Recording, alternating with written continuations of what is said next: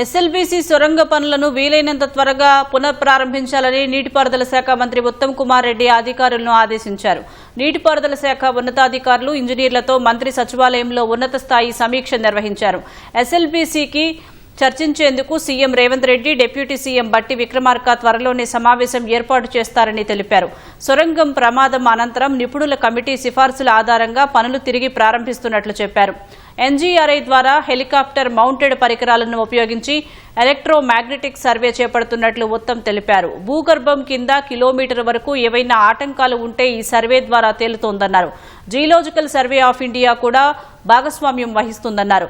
ఖచ్చితమైన ప్రణాళిక కోసం లైడార్ సర్వే కూడా చేపట్టనున్నట్లు మంత్రి తెలిపారు. సింగూరు ఆనకట్ట పరిస్థితిని అంచనా వేసి అత్యవసర సిఫార్సుల కోసం నిపుణుల బృందాన్ని పంపినట్లు తెలిపారు.